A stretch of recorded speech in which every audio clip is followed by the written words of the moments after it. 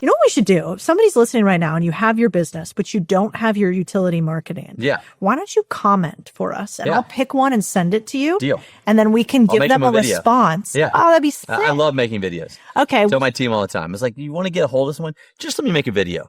Like the other day, it's so funny. Our PR person was trying, when we were launching Enough, you know, he was like talking about how we want to launch it.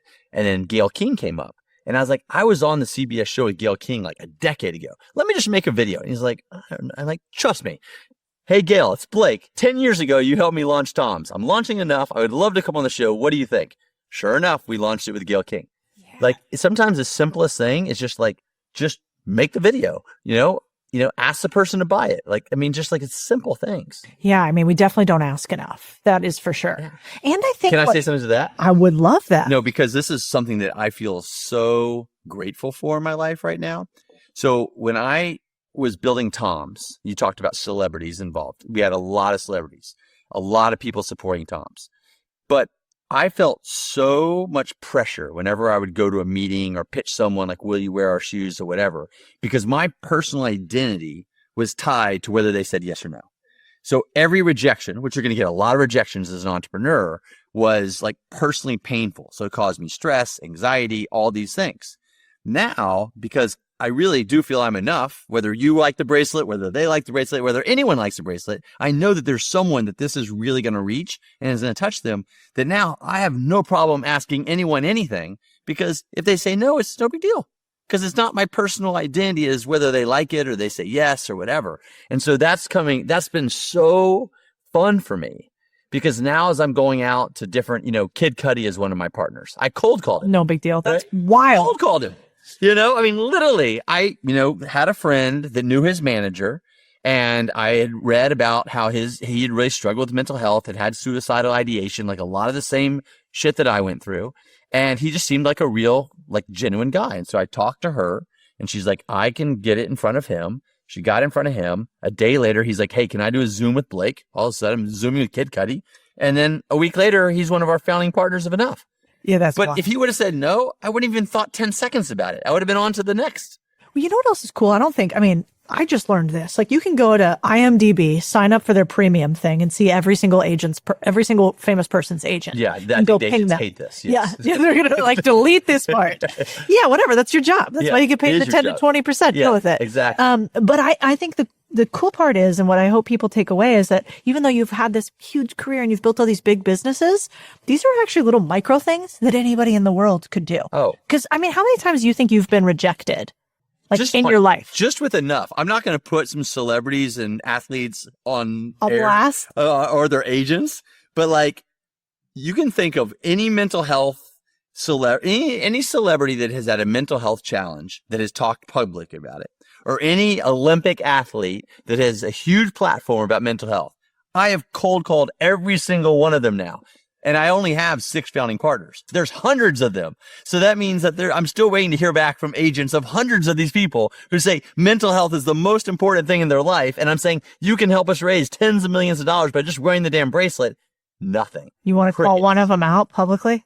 That is, but I think that's the game. Yeah. So I think. You know what I'd like to do? I'm going to give you a list. And in the show notes, because I don't want to call them out, but I'm going to say, this is my top dream 30 people to be ambassadors of Enough. So if anyone is watching or knows their manager or knows them, because all these people, it's not like I'm asking them to do something they're not already doing. Yeah. They're already saying, I really care about mental health. I got through this. I want to help other people. So in the show notes, I'm going to give you my list of my top 30. Hopefully someone can get us to one of them, and we'll have a new founding partner. I love that. That'll be huge. All right, let's go, YouTube. I like this. Okay, I also want to talk about you seem to have this, like, I don't care, fuck all these people, fuck whatever they think. But you have had numerous, like what my dad would call dark nights of the soul. Yes. Where you have like looked the darkness in the face that I think all of us have felt, either just as a fucking human, but also as an entrepreneur. Yeah.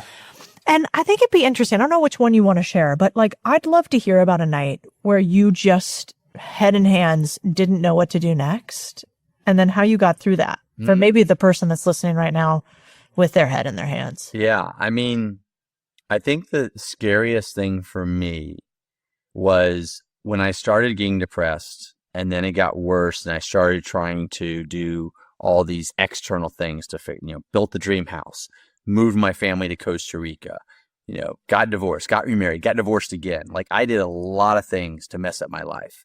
And there was a time, and in doing that, I, had this, I didn't have as close a connection with my kids, and I then went to a psychiatrist who told me I was bipolar, and then I got put on all these meds. And I mean, like, my journey went from bad to worse to worse to worse to 2 years ago. I started waking up at 3 a.m.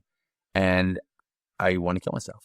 And it was so fucking scary because I knew logically I would never do that to my kids. Like, I knew, but I couldn't stop thinking, like, go to your boat that that you lived on when you started Tom's. That was your happy place. Do it there. They'll never find you. Someone else. I mean, like, that's the level of detail. And I was dealing with this every single day, and I was keeping it. I was so ashamed because, like, look, I have money. I have a wife at the time. I have kids. Who am I to, like, want to leave this earth? And so I wasn't telling anyone. And the thing I did, the reason I'm bringing this up is it's the most important thing anyone can do who is suffering, is tell your friends. Just like, there's never judgment. I think mental health has had a lot of stigma. I think it's getting less and less, but just find at least one person today to be like, it's this bad, and don't hold anything back. Like, literally be like, this is what I'm thinking. This is what I'm feeling. This is what I'm planning. Because I believe what happens with people who become suicidal, or at least for me, my experience and others I've talked to, and some that I've lost, is that it's like the brain's broken. I mean, literally, it's no different than like a huge car accident, but it's invisible to everyone. And so think about it, like, how are you ever going to go to the hospital? How are you ever going to get the surgery? How are you ever going to get the PT if people don't see you mangled on the street? But if you're in that dark of a place, your brain is mangled. The neurons are not firing because it is not normal for us not to want to live, and especially me. I had tons of friends, all these reasons. But the most important thing I did, and the most important thing anyone can do, is just reach out for help. And yes, there's great crisis text lines, and there's all this mental health. Project Healthy Minds is one of my amazing partners with Enough. They have all these resources on their website. But I still think the most important thing is tell someone really close to you. I told my friends. I told my mom. Now, I hated that I was putting this on my mom, but I was also like, I just need to get through the next 6 months. And over time, they helped me, make some very important decisions in my life, help me get off all the pharmaceuticals, help me go to a treatment facility. I mean, my journey really was largely supported by the people that I shared. And also it's something about just talking about it, kind of takes the pressure away from it. It takes a little of the energy out of it. So were you falsely diagnosed bipolar? I think so. I mean, some people might. Who knows? Who knows? This is one of my favorite tattoos. So if you can see this one, this is my, who knows? This is my partner in Tom's. Okay. Right. And so for those who are just, listening, I remember not everyone's watching this, then, maybe we'll post a picture of this, but, this is Alejo. He started Tom's with me. And wearing a beret? What's that? Is he wearing a beret? Well, all these Argentine gauchos wear this hat. It's like a gaucho. Yeah. But anyways, he, in a very funny way, I won't tell the whole story because it'll take another half an hour. But he basically spoke for 20 minutes with certainty about all the things in his life that he saw through this vision and this whole thing after some psychedelics. And then he looked at me and goes, but who knows? Is he Argentinian? Yeah. That is a very Argentinian response. And the thing is, the reason I tattooed it on my forearm is I think it's like it's literally like the Buddha talking to me. It was like so smart because it's like, we don't know. I don't know why I got depressed, but I know that it led to my next purpose. I don't know why I was in this relationship, but it led to me having kids, like who knows if it's good or bad, And so for me, I don't know. I really look at life with just a marvel now, and to not be, and that's goes for people's journeys, like someone difficult in your life, or maybe someone's not treating you well or whatever, like who knows why. Do you think it's hard to be in a relationship with a founder? I think it's hard to be in a relationship with me. Do you? Maybe not so anymore. I think at different periods of my life it was. I mean, I think it was very hard to be in a relationship with me when I was building and growing Tom's, because it was my first love, I mean, it really was. I mean, there's just, we were traveling around the world. We were giving shoes to kids. I was getting the external validation that someone who never feels enough needed. So I was getting it constantly, and so, it's hard to be in a relationship, because in a relationship, you mess up, you forget to take the garbage out, you're late for dinner. Like, you're not exactly getting external validation every time you come home. But if you're getting it outside as a founder, especially if you have success, it's really hard. But then the interesting thing now is I'm in an incredible relationship with an amazing woman, and she's been part of the whole Enough, building All Enough, and it's going great. So I think a lot of it is I wouldn't say it's a founder. I'd say maybe first time founder, I don't know. But I do think that there are sacrifices, but I think the person knows that going in, and they're either in for that ride or they're not. And that's why you got to make sure that you have the same vision for, what you're doing. Because right now, helping people feel enough and raising money for mental health is, outside of my kids, like the most important thing going on. And if I was with someone that didn't also share that passion, it probably wouldn't work out very well. So now when you get into a relationship, do you set it up different? Like, I think I just got I think God threw me a bone on this one. I mean, she's so amazing. And say, just like, is she here? She listening? She is here. Oh yeah. Or hopefully, no.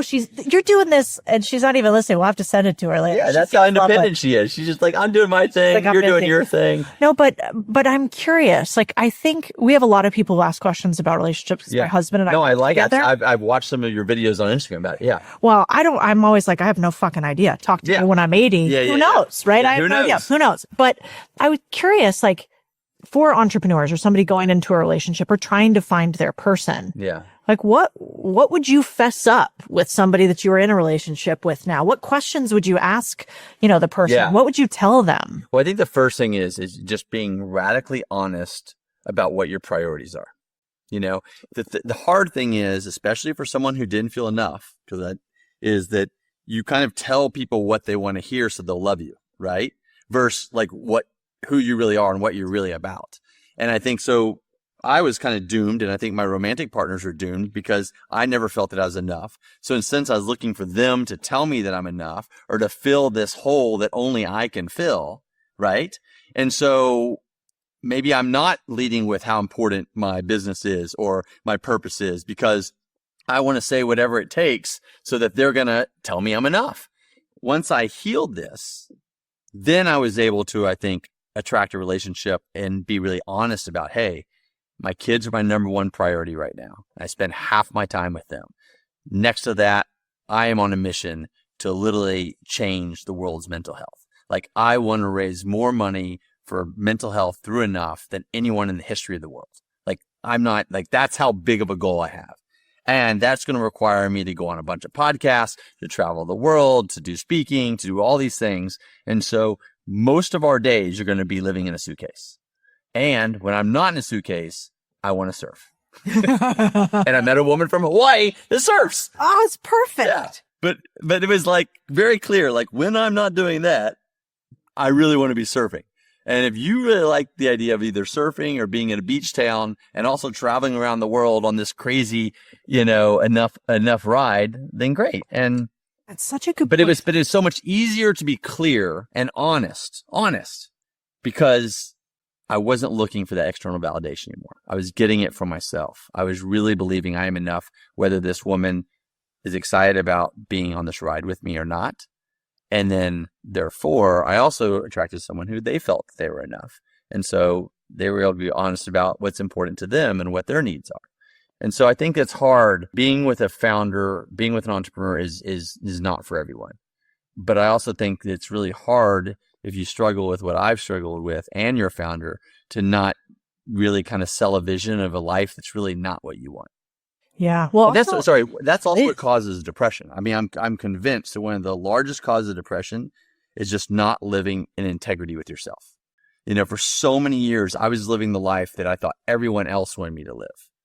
And I wasn't living the life I wanted to live. And I think so that's what catches up to us is we make all these little compromises. Largely, I did it so that I would receive love.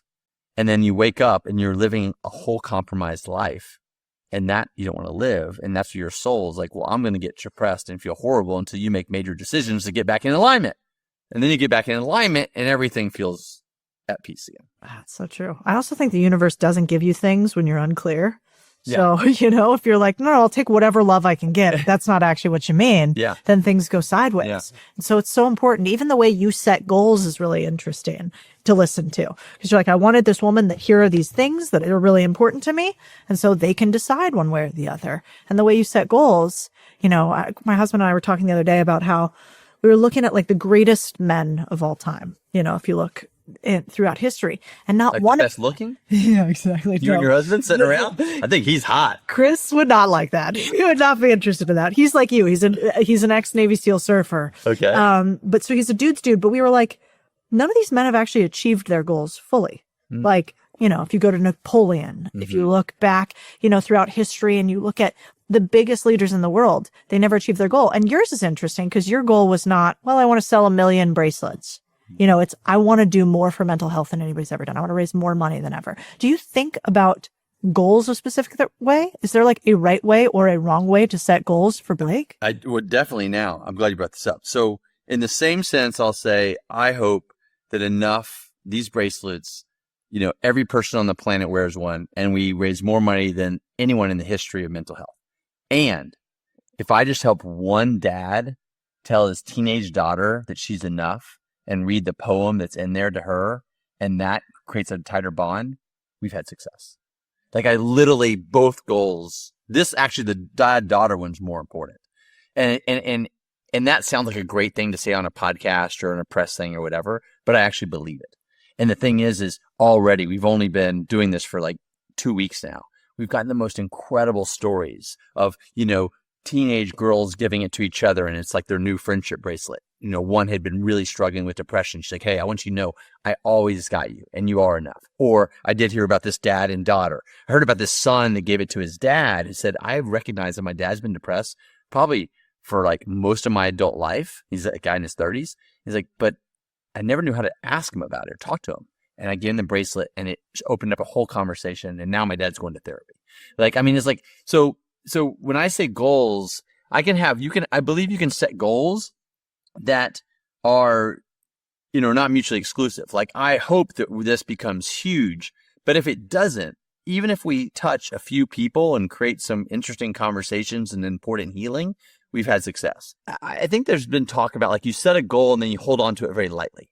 That's like, so you don't have the pressure of the goal. Like goals are great because I do believe what you put out into the universe is often what you get back. So if you don't, like you said, if you don't tell the universe what you want, how the hell are you going to get it? How's it going to give it to you?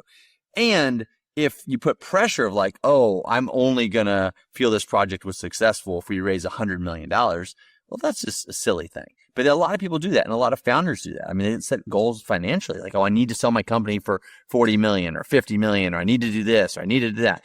But really, the ones that build the great businesses are 100% focused on something that is not necessarily measurable and more cultural. Big goals loosely held. Yeah, I love big that. goals loosely held. So good. Also, I think, I think about that a lot with everything we do. And it's one of my favorite things about the businesses you've built before. But, we started the beginning of the podcast with me saying, I try to always think about like one person specifically who listens to this. Because if you think about it, you hold something precious in your hands when you're taking somebody's attention. That's their life, right? That's lifespan. That's very precious. We don't get very many of those. No. And so if you imagine that we get millions of views a month across all the social channels, what a travesty if you and I don't give them something really worth spending their life on. Like that would hurt me a little bit. Yeah. And so I remember like we haven't had very many, but we had 2 podcasts we had to kill because I was like, I got stuff out of it. Thank you so much for coming. But like 1 million hours on this, it's not enough. It's not good enough. And so I think one other thing I want to talk about, which is like why we put up the tree. We were struggling beforehand with this. If you guys are watching us, you're like, why is there this giant tree that looks so beautiful behind us? Beautiful. And we're struggling with what it was supposed to be. Yeah.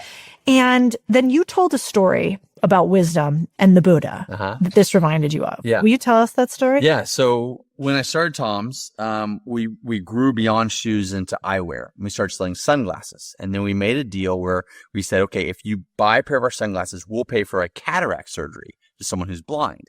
We found out that the greatest cataract surgeons in the world are at this hospital in India, in Londini. And we decided to go there and watch people get their eyesight back. I mean, it was literally one of the greatest experiences of my life. I mean, literally, I saw grandparents that had never seen their grandkids and see them for the first time because of a surgery that someone got because someone bought a pair of sunglasses on toms.com or something. I mean, it's crazy. And how much does that surgery cost then? It cost like $16 back then. Yeah.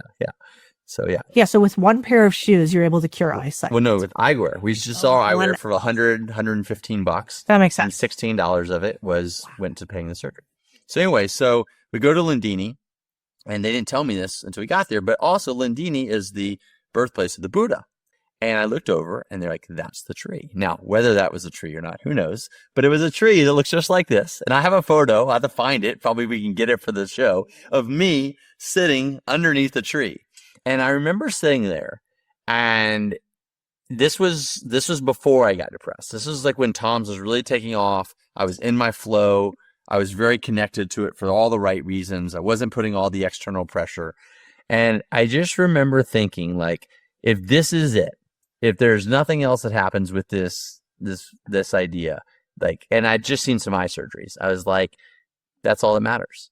And I think that's like the way I want to live my life each day, each week, each month, going back to goals. Like at the end of the day, I kind of be like, okay, if that's the last one, I'm okay with it, And after the week or after the month, if that's it, I'm okay with it, because that's, again, about living in alignment, And for me, having gone through such a scary time where for days I thought it was going to end very soon, I just feel like I have like this, they say new lease on life. Like I feel like I get this like second chance. And so that's why I'm spending all my time trying to help others not feel the way I felt and really connect people, because at the end of the day, I mean, that's all we have are our relationships and our own mental health. Because if we don't have mental health, it doesn't matter what physical health you have.